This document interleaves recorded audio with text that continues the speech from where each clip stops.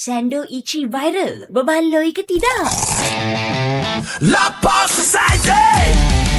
Hari ni Lapar Society nak try 3 sandwich dekat sini untuk tengok betul-betul sedap atau sekadar hype je. First, kita nak try dia punya big size Felix steak sandwich RM30.90. Yang ni memang padu. Daging dia lembut, juicy dan masak cantik je pink kat tengah-tengah tu. Sos black pepper dengan bawang putih dia memang ngam. Roti dia pun gebu dan buttery. Yang ni memang berbaloi. Next, fried shrimp sandwich RM22.80. Untuk Rina sedap tapi dia macam agak dry sikit. Udang ni pun dia bagi 4 ketul je and udang dia pakai frozen yang macam udang goreng kat kantin sekolah tu ni.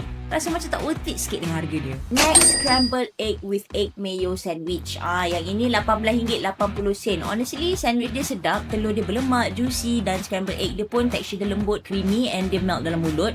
Tapi sebab harga dia RM18.80 untuk sandwich telur, Rina rasa dia tak begitu berbaloi. So overall, kalau datang sini memang wajib try steak sandwich dia sebab environment kedai pun cantik dan selesa. Tapi untuk sandwich udang dan telur ni kan, Rina rasa harga dia agak mahal untuk apa yang kita dapat. So no bintang for the harga. Untuk rasa, Rina boleh bagi bintang sebab steak sandwich and sandwich telur dia sedap. So kita maafkan lah dia punya fried shrimp sandwich. Jadi overall, Rina bagi Sando Ichi 2/3 bintang. Lapar Society approve.